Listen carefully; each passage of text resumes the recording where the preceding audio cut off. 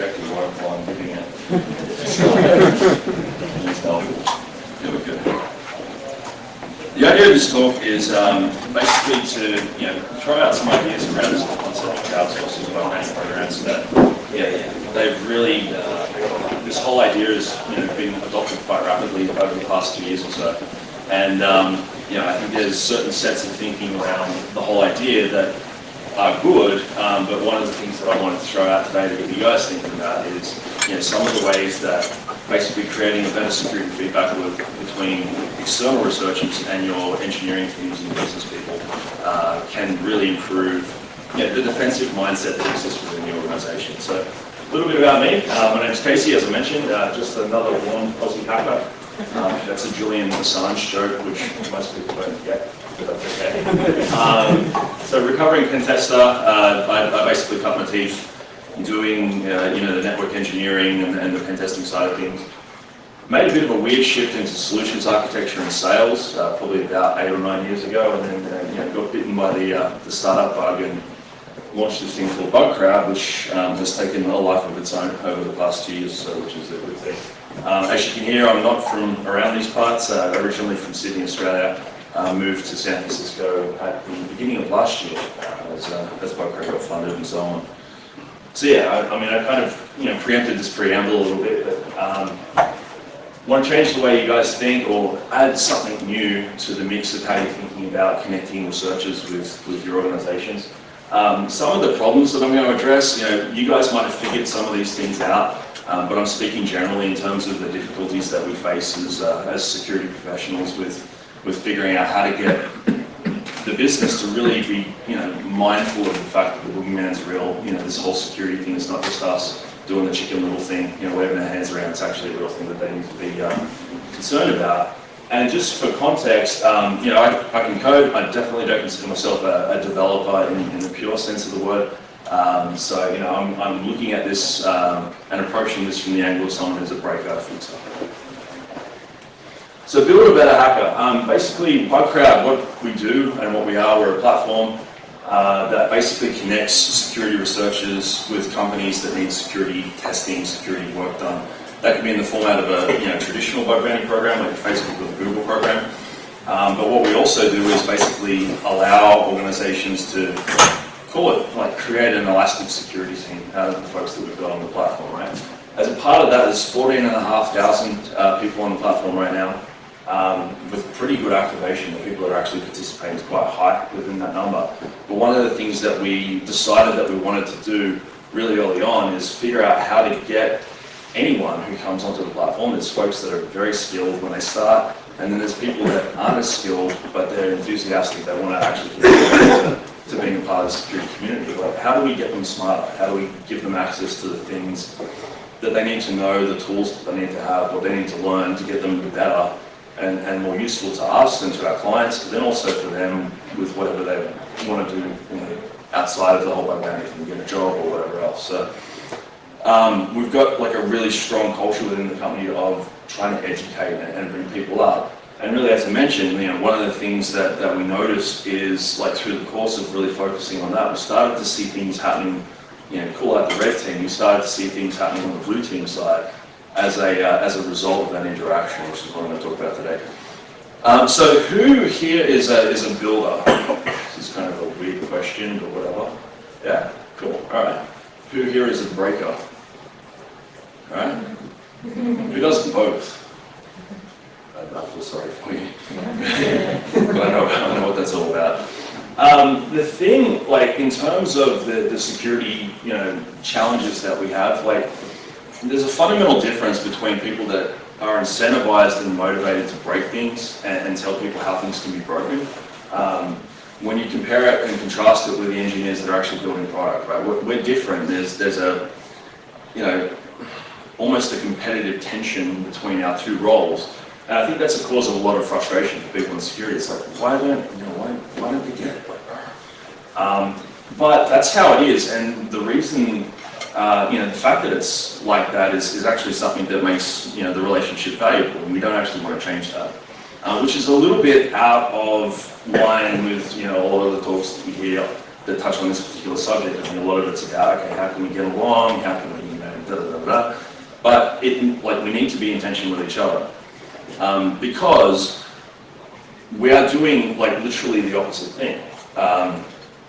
You've got the builders doing their thing, you've got the breakers doing their thing, and the nature of the relationship is set up in that way that there's always going to be a level of tension in there, and that's a good thing. It's the question of how do you actually make that productive for everyone involved that we're trying to talk about here. So let's establish some of the problem statements around that. Now, if you're a developer, if you're cutting code, and this applies to the business, broadly speaking as well, really what your motivation is you're incentivized to push this feature by this date because reason. There's something that needs to be done. And really, what you're there to do is to make the code do what it's meant to do as defined by the business and what the business thinks is valuable, right? The security people, it's like, well, okay, let's make sure they don't do anything to let the bad guys in. The challenge with this is that people that are in security, it's a great quote from a mentor of mine, a good friend, Nick Elsmore, who kind of threw it out as a side note in a conference one time. This whole idea that people that think like bad guys greatly overestimate the ability for everyone else to think like that. For us, it's like the idea of wanting to get behind the locked door and understanding the steps that are involved in doing that. It is something that comes naturally because that's how we're wired up. But the majority of people don't actually think like that. And this doesn't make us better. It's not a superiority, inferiority, whatever thing. It just makes us valuable because they aren't thinking like that, right? And a tip around this is that the next time you feel like calling a developer dumb for security decisions that they've made, go build and launch a product first and see how hard it is, because ultimately, they're just doing their job, we're just trying to do ours, right? Second problem with the developers is security is a blocker. It's something that slows them down. Again, if their whole motivation is to get something out to market, they've got the boss writing them, they've got the business writing them, whatever it might be, they need to go and get this done. Security is still at a point where we haven't really figured out how to insert these types of things into the development process in a way that's just completely frictionless and doesn't slow them down at all. So ultimately, if it's the decision between doing it securely or getting it done in a way that makes it work and satisfies the requirements of the job, this is the one that's going to win at the end of the day, because that's what they do, right? Which leads us to the problem of the security person who's tearing their hair out saying, well, why aren't these people listening to me? This is, for us it's clear as day, the things that we see, like the cultural things that go into bad security decisions that end up, causing problems and so on, they're very obvious to us, but for some reason they're not obvious to them. Why is that? Well, development, as I said, they've got a job to do, and ultimately their job, most companies it's like a 10-to-1 ratio, if that, between engineering people and people that are dedicated to security, or even people that have an understanding of security. And it's because it can exist without security folks to make sure it doesn't get owned. I mean, they're taking a risk in doing that, but ultimately you can build a product that works. Maybe nothing will happen, and that's a business decision that some people make. Development contributes to the product to make money. If there's no development, there's no product, which means there's no money, which means there's no jobs for any of us. So, it's understandable that this is the way it is. And as I said, security minimizes the risk of loss, but maybe nothing will happen. Maybe we can just push it and see how we go. And we see that all the time, right? I think really what it comes down to is that they don't believe in the boogeyman. They don't actually, we sit here and we tell them about the risks. We tell them about, and I think 2014 was actually a pretty good year for getting people to believe in the boogeyman because of the profile of the breaches and the number of consumers that were affected by that. So there's things that are happening that are trending in the right direction, but ultimately, if security is just a set of blockers and not this nascent awareness of the fact that there is actually a real threat, then the prioritization of just getting features out as opposed to making sure they're secure while you do that is going to be what happens, right? And the thing with security people is that we're really not all that great at educating, to be honest. Like, a lot of the time we don't have, we're busy, we've got different things to do, we've got BAU and all these other things that we have to keep on top of. We don't have the people skills necessarily because, again, we're approaching it from the angle of a breaker, whereas they're looking at it from the angle of a builder. We can't convince them, or we try, and sometimes we're successful, but a lot of the time it's difficult to do, right? And thanks to every security vendor ever for making this problem harder. If it works, I think, if the starting point is getting someone off their seat and actually caring about this whole thing, then scaring them into action is a valid strategy, but FUD fatigue is a real thing. You hit people with a stick enough times, they'll just get used to it and keep on going with what they're doing. Oops. Okay, that slide a little bit. So, here's some of the things that we've got. We've got checklists, we've got, check-in testing, we've got CI, we've got all these different things, we've got training. We bring in people from the outside world, or we even hire them into the organization to provide, call it a stopgap or a backstop rather, around, things that are going on, making sure that if there is mistakes made, people are told. But ultimately, pretty much all of these things, they get in the way, as I said before. It's like none of this stuff that we've developed is at a point where a developer can say, yeah, that's a frictionless process that allows me to get on with my actual job, and the security thing just happens as a function of that. So here's what we do.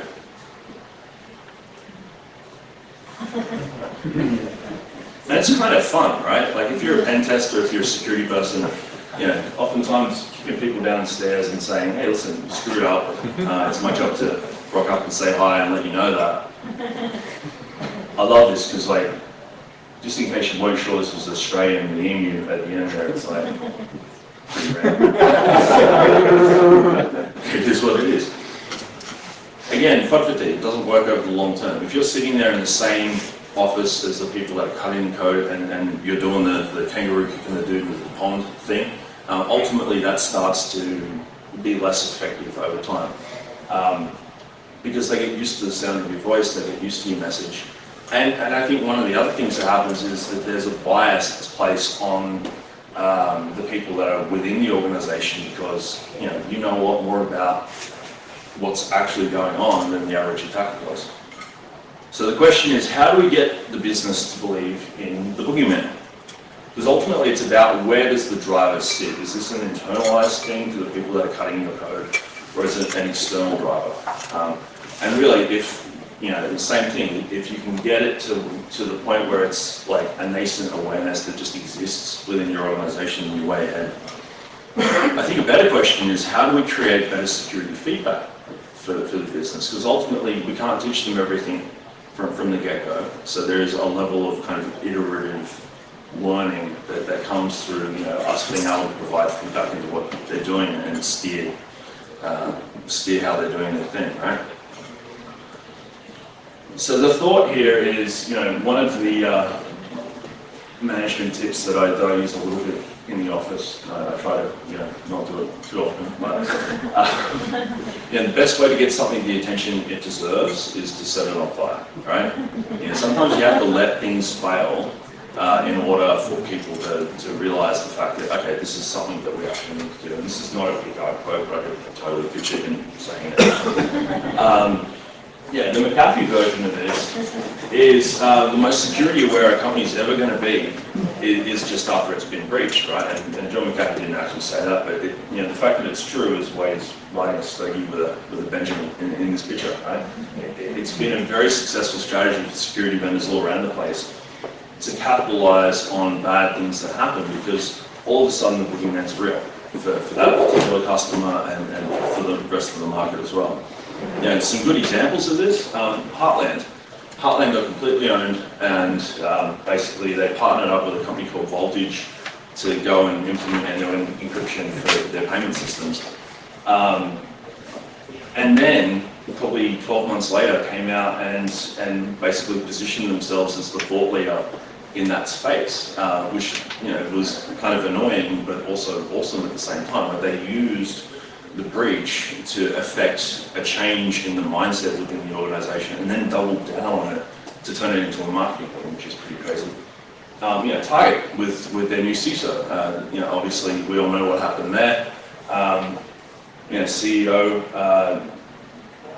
goes out the door and they basically implement a new team to get stuff done. Same thing, they had a bad experience. All of a sudden this whole security thing goes from being this nascent kind of ephemeral threat that the security people talk about from time to time but we don't actually believe in, to, oh wow, this is actually real.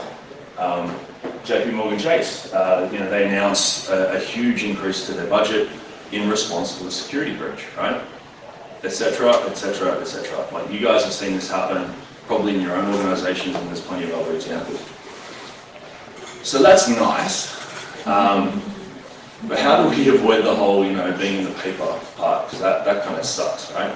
How do we create this security feedback loop where there is this, like, real awareness of the fact that the boogeyman's real and we have to do things to prevent bad stuff from happening? And obviously that's a biased suggestion, but bug bounties. Ali Brosh, the legend. If you guys don't know what a bug bounty program is, basically the way it works is you go out and put an offer, you set up a scope, you set up an offer to the security community or a subset, and basically say, if you guys can find, guys and girls, if you can find issues within our programs and you're the first to find and report a unique issue that's within the scope of what we're doing, we'll reward you for it. So you incentivize that, that testing, you incentivize that feedback loop. It's been a pretty interesting ride for the whole bug bounty thing. So Bugcrowd started, initially the idea was first had probably midway through 2012, and we kicked things off in 2013. And really, that's been kind of our trajectory with all of this. But the first bug bounty program was in 1995. It was actually Netscape who did it. A bunch of others started to jump on board. There was the ZDI program and some of the broker things came out. But really, when it started to properly take off was around 2010, when some of the big social media companies started getting involved. And we're being quite loud about it. Like, they were obviously engaging with this process and getting the benefit from that, but they doubled down and got the marketing benefit out of it as well, because it's still at the point where it's novel enough in the industry to be quite a badass thing to say that you're doing as a company.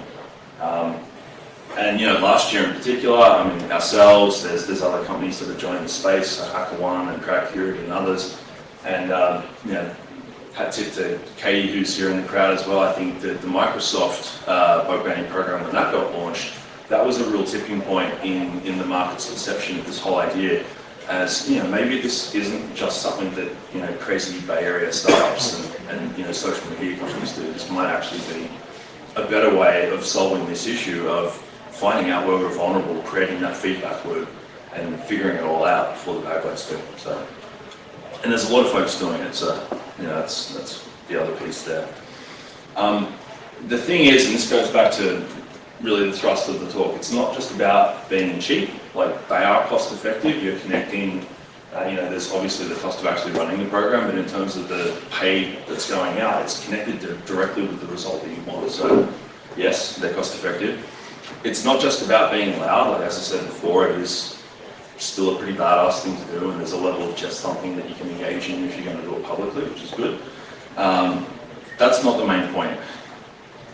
The whole bug bounty thing, like the way we look at it, it's about leveling the playing field. If you're being attacked by a crowd that's incentivized based on the results that they're able to receive, then it makes sense to respond in kind with what you're using to defend yourself, right?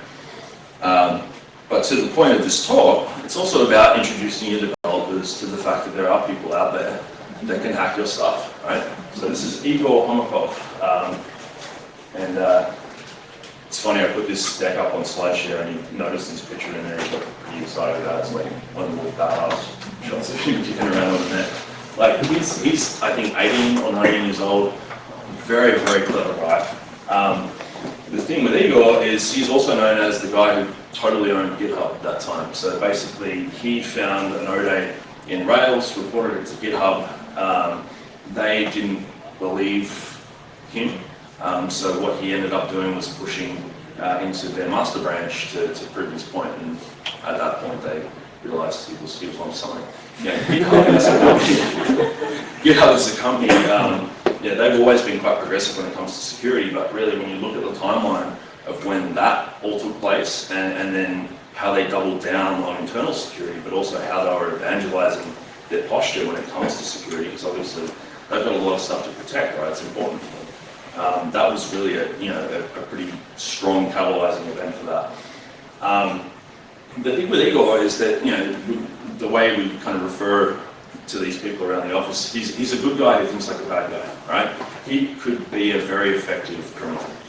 He's smart enough, he's resourceful, he understands how to get things done and all of that, but he doesn't want to do that. Like there's a Dan Kaminsky quote that floats around, I think it's Dan. Not everyone wants to be a drug dealer, right? And this is the thing, like these people have the capability to do bad things, but they don't want it. They want to exercise their skill, they actually want to engage it in a way that keeps them on the right side of their ethical, like their own moral and ethical lines and so on. And the thing is, we get the opportunity to engage them and bring them into the conversation. The really interesting thing about these people, and when they start engaging with organizations from the outside world, is for a developer who's sitting there cutting code, who's just had that code owned by some 18-year-old kid in Russia. Like, great, he's cool, thanks for helping us out and all that. I wonder what his next door neighbor can do. I wonder if he is also a guy who thinks like a bad guy, or if he maybe has malicious intent. It takes this whole idea of the fact that this is possible from being this, as I said, ephemeral, like out there kind of risk that we talk about all the time, but they don't really believe. So, okay, that just happened, that literally just happened. It's about better security feedback, right? So you're bringing in people from the outside world with the weight that carries when they go into the engineering teams and say, hey, listen, I just own your stuff. That loop is incredible.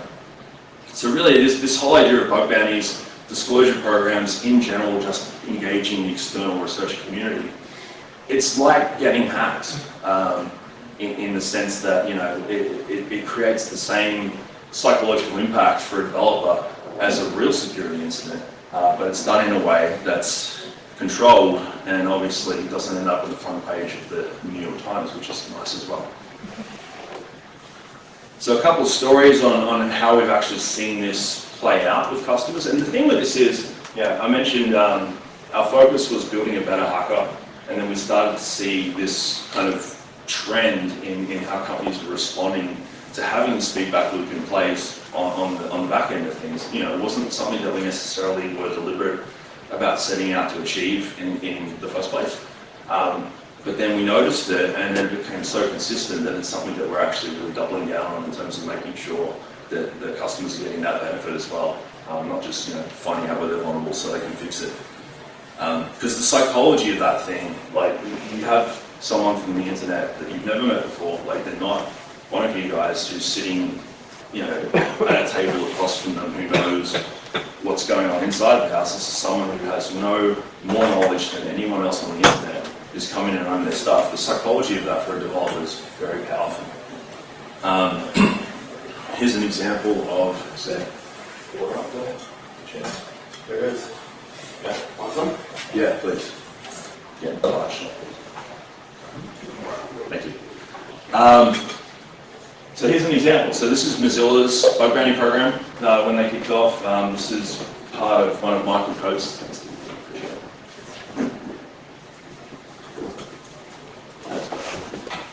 So this is one of Michael Coates' slide decks that we put out a little while back. But what it shows is basically the trend of payouts for the Mozilla program after they kicked off, right? And what you see at the start, this is like Mozilla clearing their assurance debt. So at that point, they're getting more eyes on target. You're bringing in more different skill sets. Obviously, the reward and the incentive model for the people that are looking is different. They're not there to spend time looking, they're there to actually achieve a result. And this is pretty typical of what we see. Like there's this kind of backlog of things that were unknown unknowns beforehand. that are getting cleared out by engaging a broader community of people. So they got that out of the way, and then what you see here is it kind of steadies out, which is good, but then it starts to tail off at the end. And what was happening there was that security feedback loop starting to kick in with the developers that were involved in actually cutting this code, and because they were seeing how people that thought offensively were interacting with it, they started to change their behavior. And it wasn't a list of checks and balances and different things that they had to hurdle to get stuff done. It just became something that they knew was a potential outcome if they made a bad decision in terms of security of their code. Great success, right? And as I mentioned, we see this pattern literally every single time. So we run programs that are ongoing. We run programs sometimes for customers that are kind of like a pen test, so they'll start and stop. The ones that run on an ongoing basis, that same curve, every single time, literally. There's this big bump at the front, it steadies out, and then it starts to dip down as they improve their internal processes. So, another example, we had a pretty interesting scenario where someone that we were talking to about potentially becoming a customer contacted us and said, hey, we've got this extortion email from somebody in Eastern Europe who has found an issue. They'd like an amount of money, and if we don't pay them, then they're going to go post it on full disclosure, exploit the bug, do all these different things. You guys know hackers, maybe you can help us with resolving this situation, right? Basically what we did is we put together a one-man bug bounty, just invited this guy to the program. Didn't tell him he was the only one on there though. So he thought that he was competing against all these other people, and because at that point the customer's gone and been proactive and said, here's the terms, here's what we're going to decide is okay. Plus we've also invited 100 of your friends maybe, who knows. He knows that at that point, if the bugs that he's found get reported to the customer first, he loses the ability to claim the bounty, obviously, because it's the first to find who gets paid. And then that bug gets fixed, so his opportunity to actually exploit it goes away as well. We got the first issue, the issue that he was actually talking about, that came in about 15 minutes after we sent him that email. And he actually went on to find a bunch more stuff as well. He was like, oh, can I keep going? Sure.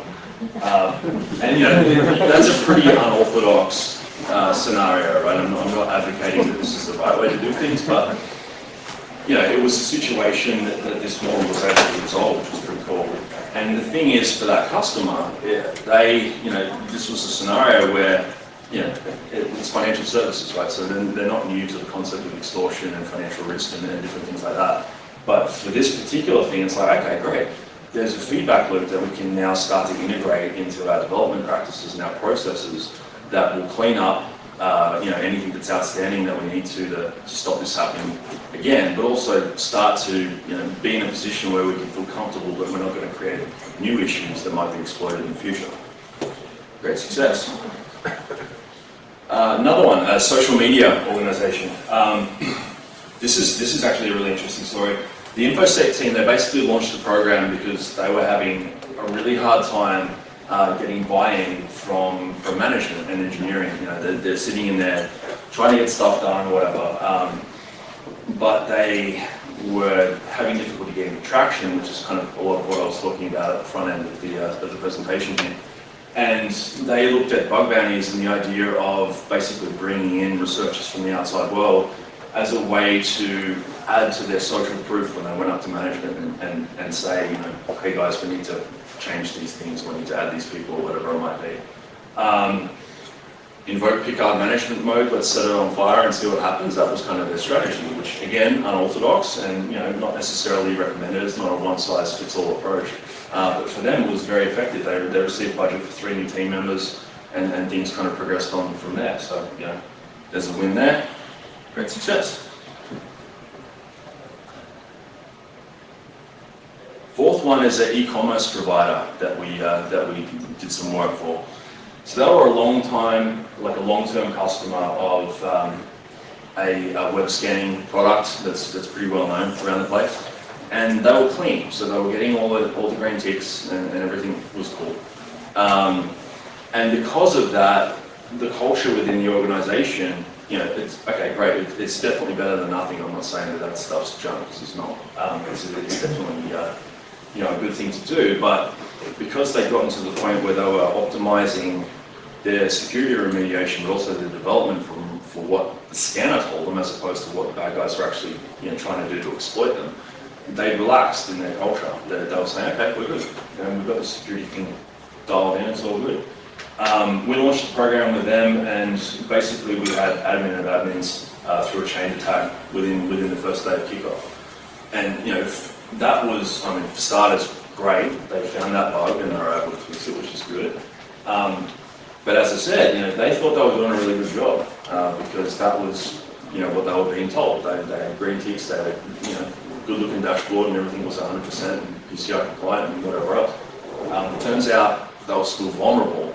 And what happened off the back of this, obviously they fixed that issue, but then again, a big shift in the culture. It's like, oh, hang on, maybe we need to rethink how good we are at this whole security thing, because that was some dude that we've never met before.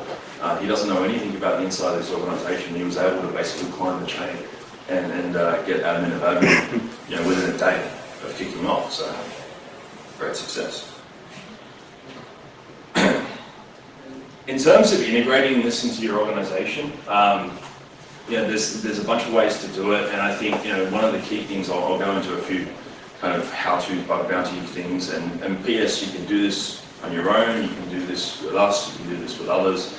This is not this advice. I'm trying to make it as agnostic as possible, because it is literally a concept that you have a lot of flexibility in how you deploy. But here's an idea, right? Gamify your SDLC. So basically, set it up in a way where you've got the pot that's available for the bug bounty researchers, like the hackers, and then whatever's left in that pot at the end goes towards a party for the developers or something like that. So like making this feedback loop even tighter, like creating this very clear, like it's a quantified explanation to the dev team of what the impacts of their decisions are, and actually tightening that loop up even further. Bug bounties get paid from it, whether the hackers don't get it, the dev team. One of the things that can happen with this, and I think this is something that we've seen a little bit over the past while, there's organizations where 1,000 people in the company, and they've got a security team of 20 or 30. But the security team knows that there's people within the engineering team that they're not, security people. They're not like career, whatever. That's not the job they signed up for.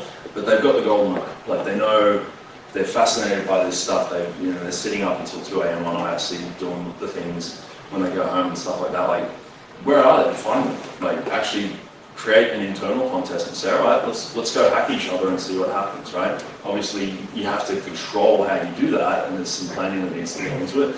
But as a concept, generally, this is all about creating a better security feedback loop between the developers and the people that can tell them they're doing something wrong. So ready to start? Bug bounties are awesome, as I've hopefully convinced you guys at this point. But they're also kind of hard. When you kick them off, this is what tends to happen.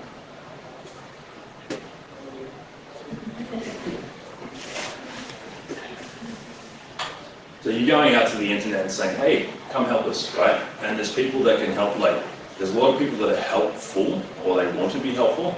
The level of value in the help that they try to provide you varies quite a bit. They are quite noisy, and we've obviously done a bunch of things to reduce that, which is part of what we're going out and doing. But just in general, this is one of the things that you need to be aware of before you kick it off. So plan ahead, like get buy-in from the stakeholders, get buy-in from the PR team, from the developers themselves, obviously from management, not just the security team. It's only the security team that is running a project to launch a crowdsourced security program, especially a public one, then it's not going to go great because there are a lot of moving parts and people do need to be involved. One of the golden rules that we put out there is that if you touch the code, you should really pay the researcher. So if you get information that comes in and that information results in a change, that's something where they've added value to you. The other thing is that the bug bounty community, the people that are contributing, it is like it's growing very rapidly, but it is quite closely, like tightly knit. So if they feel like you're shafting them, that's not going to go well for you. So just being, I think organizations that get into this, they need to want to pay the researcher. They need to actually have an understanding of the fact that this is valuable information. This is information that we would have paid, $1,000 a day or more for one guy to come in and do a pen test over a period of time. Now we're getting the community, which is essentially working for free until they get paid. We actually need to be responsible in how we treat them, if that makes sense. The mistake that everyone seems to make when they're thinking about this is that they think it's going to be all about how they integrate the process of dealing with the new information about the vulnerabilities they've received into their development cycles and things like that. And that's definitely an important thing, right? But the bigger piece is how are you going to manage the community?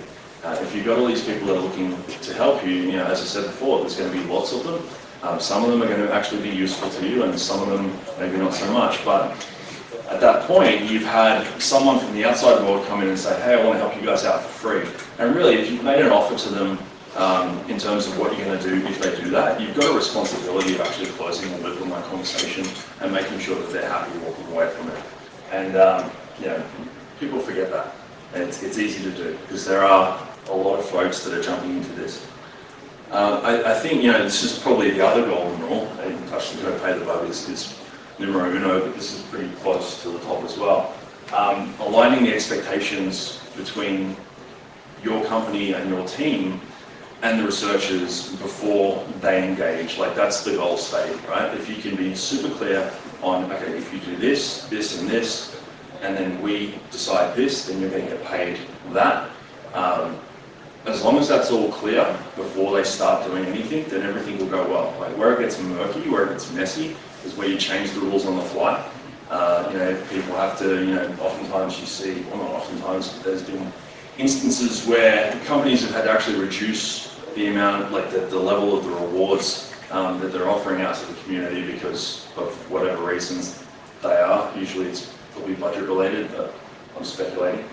The thing is that if you've had researchers come in and start work with this particular expectation that you've set, and then you go and change that, again, you can create an issue with the community. So that's a simple problem to fix. Just plan ahead, figure out what you're going to do, budget it out, do all these sorts of things, and make sure that you're very clear in the expectations that they should have before they engage with you.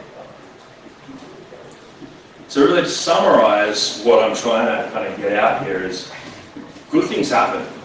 If you tighten the security feedback loop between your engineers and the business, and the people that those engineers think are external to the business, good things happen. It turns into, as I said, something that is an annoying checklist or a set of hurdles that slow them down from actually doing their job. To this nascent awareness that's, ultimately the end game of all of this for us is to make our job easier and more effective, right? So this is a good way to basically add leverage to that process. They're cost effective, etc., but they do create this sense of a controlled incident. Like, I've just been hacked.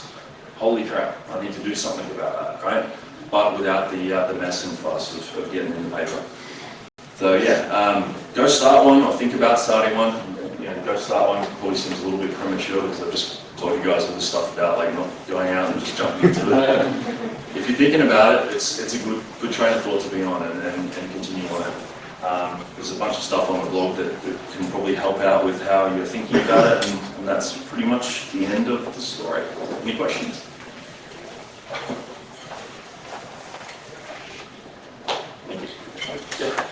So I heard a lot about pen testing not working out, right? Hot bound is a way to go. Could you connect the two a little more? What needs to happen when you dare to engage the world like this? Yeah, sure. So the question is, like, what needs to happen? Yeah, what's happening? You saw the incident you had there where there was zero, report, no problems. Yeah. So what else do you recommend they should have done maybe at that point? Prior to that? Yeah, prior to yeah, for sure. engaging. I think one of the big things is, there's the sense of, I mean, there's a, when you say bug bounty to a security person, they think, oh, Facebook, or they think Google, or they think Microsoft. Like there's this kind of established, what is a bug bounty? You get a particular answer, and that answer tends to be weighted towards, okay, this is a disclosure program that's got an incentive attached to it that's public, which is one way to do it. I think there's what we've been doing and what we've seen customers do for themselves as well is really narrow down the number of people that are involved. For example, making sure that if you're doing something to kick off, the thing with the public program is you don't really get to unring that bell. Yeah. Like once you start, it's pretty hard to shut these things off because at that point you've gone out. Oftentimes the press will pick it up and different things like that. And there's this expectation in the community that, okay, cool, these guys they're good with this now, let's go. So obviously you want to plan ahead and walk before you run. I think one of the things that we talk about a lot with customers is this whole concept of like crawl, walk, run. So you kick off and you say, all right, if this is going to be let's assume, but test the fact that this is going to be a more effective way of finding issues that you've got, and start there. And then walking is, okay, let's start to ramp it up. And if your end game is to actually launch a public program and do all of that, then gradually turn up the needle on the thing until they're ready to go. And obviously, as I said, like the thing that's really critical about that piece of the process is making sure that all the stakeholders are aligned with what's going on, because all of a sudden you've got dev cycles, you've got sprint cadences and different things like that now have to have room in them to accommodate for the fact that you're going to probably, maybe, potentially get external information that's going to need to be acted on pretty rapidly. And not all organizations are set up in a way that they're ready to just do that straight away. So, yeah. How do you think our bug bounty program is going to affect vulnerability disclosure in broader terms, in terms of like CV numbers, vulnerability databases? Will it be some form of competition? Will it be new forms that will be disclosed or not be disclosed? Any thoughts on that? Yeah, that's an interesting question. I mean, what we've definitely seen over the past 2 years is this growing, I think, vulnerability disclosure in general, like in kind of called the good old days, was more about the academic component and just wanting to get stuff fixed, and that there was the opportunity to go out and blog and whatever, and that's great as well. What we've seen is as this concept has kind of grown, there is this expectation that is growing that, oh, cool, well, I'll probably get paid. And that changes the behavior, it changes the conversation. Like one of the areas where it gets a bit sketchy sometimes is when you see researchers that are doing their thing on companies that aren't necessarily being proactive about the fact that they want that kind of information. They're not like, they don't have a disclosure policy or anything like that. And going and sending someone an intro email saying, hey, I found a bug, by the way, can I get paid? Which is skirting a pretty fine line between being helpful and extortion at that point. So there's some interesting stuff that's happening just in terms of the dynamic that exists. I think that the relationship between researchers and companies has always been a pretty fluid one. There's every time that it's like, okay, this is the established way that we do stuff, things change. So I just think this is another iteration of that. In terms of how it affects CVEs and that sort of thing, most of what we've been talking about, and kind of when you say bug bounty to someone, what they usually think is more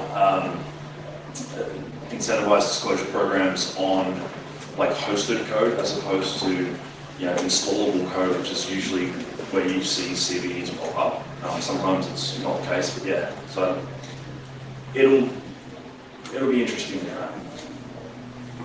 Yeah. I've got 2 questions. My first one is that in traditional testing, you have a very tight leash on the provider who's doing the pen testing for you, Yep. Where you have less of a leash on a large community of bug hunters, especially in geographical areas you can't control, Yep. who might be being monitored by nation states and things like that. is that probably the biggest combat that you face when running programs like these? Is that expectation of maybe now your security test is very, very open as opposed to when it was controlled by you before? Yeah, no, definitely. I mean, the biggest objection I think we find with organizations, particularly as you start to move away from like your classic kind of tech companies that are known for doing this type of thing and kind of kicking it off, is they're used to keeping all the hackers on the outside. So this whole kind of idea of, okay, let's actually invite the good ones to help us and we'll figure it out as we go, to some extent, like that's how they're thinking about it. It's pretty much a 180 in how they've been thinking about it, which is disruptive, right? The thing with that though is that it's not just like putting up a page and saying, hey, come do this is not the only way to do this. Like this is how BugCrowd answers that, is that we allow customers to segment by geography and different things like that if that's a problem for them. And what we tend to say is like, don't do that. If you don't have to, don't do it, because the more folks you get involved, the more skill sets that you have in the mix, the better result you're going to get. But if the idea of doing that is a blocker for them, then okay, cool, let's solve that problem and get on with it.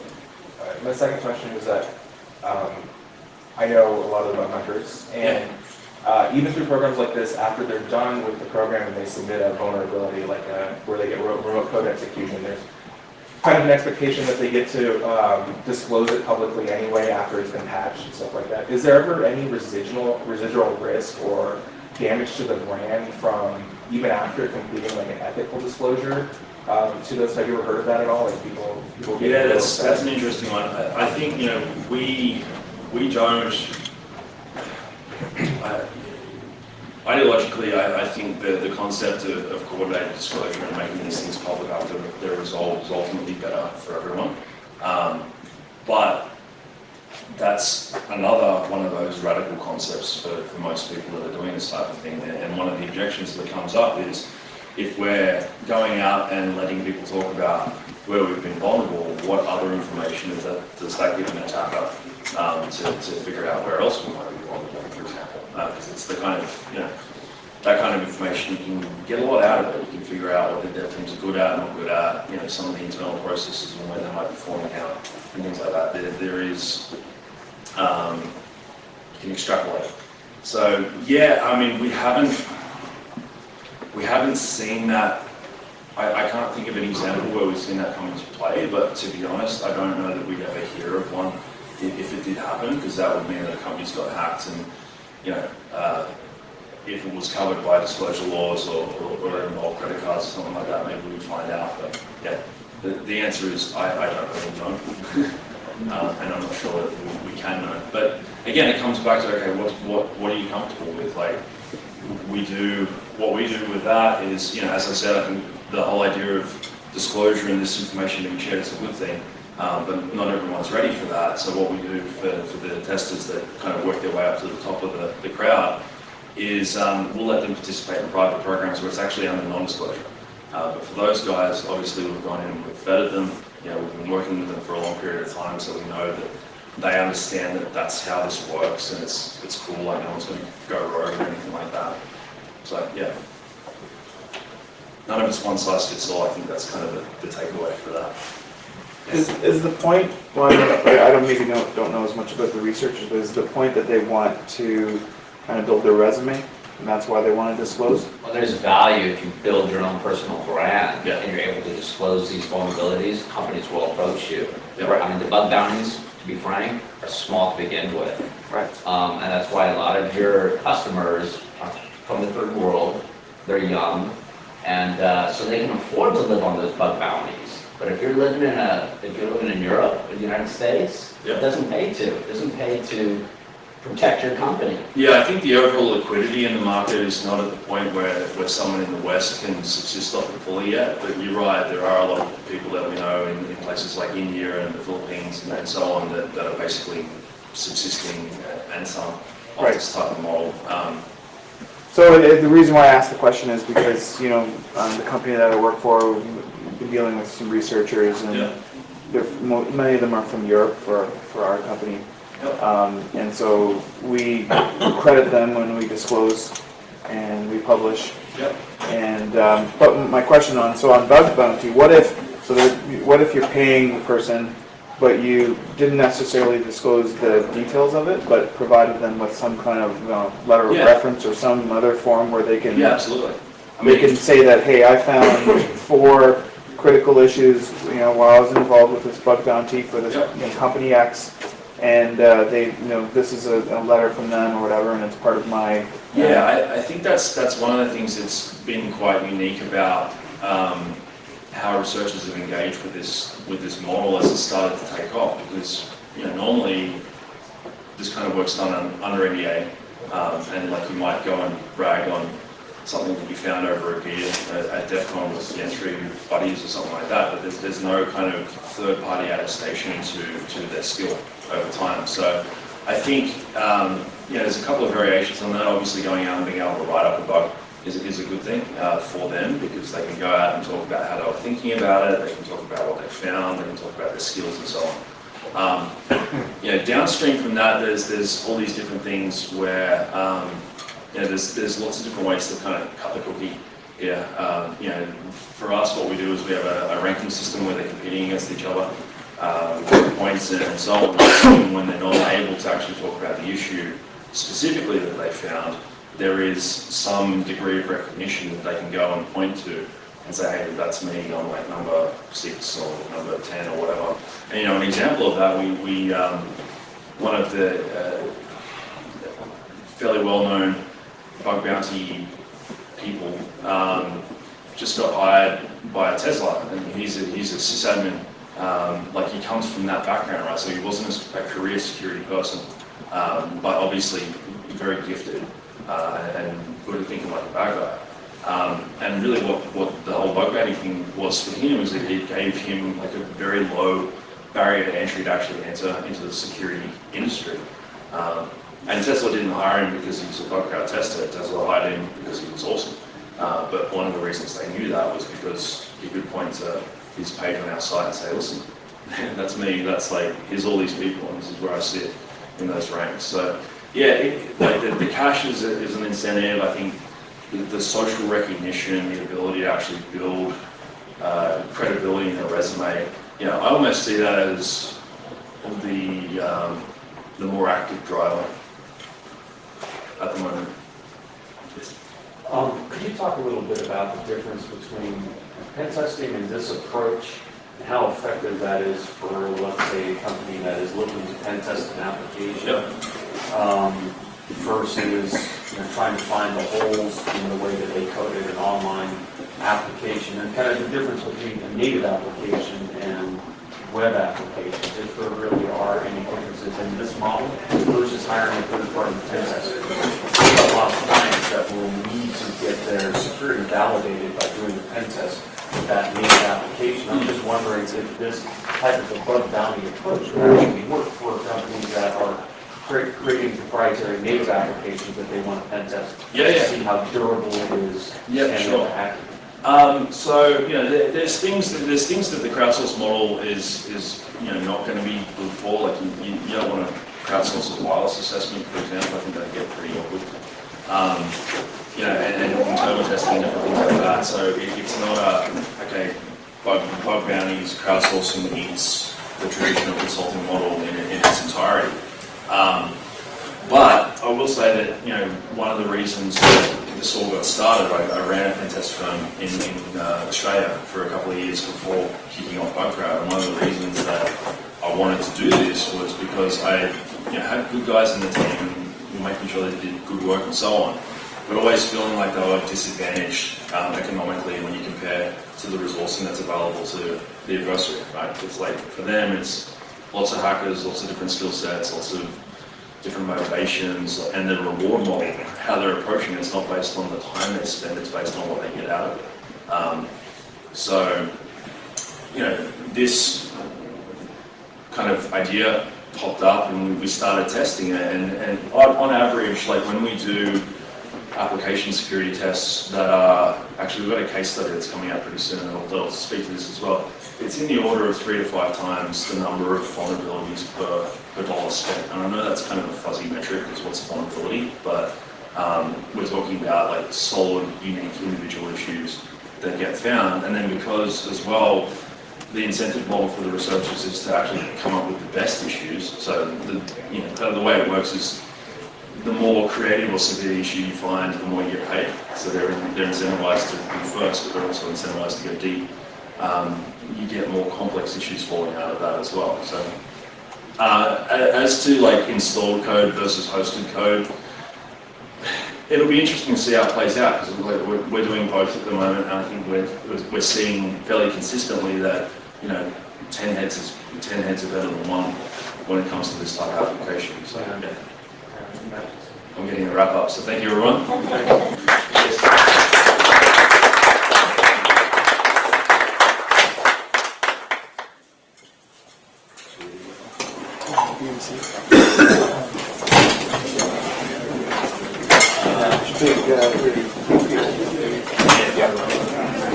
What's that? DevOps.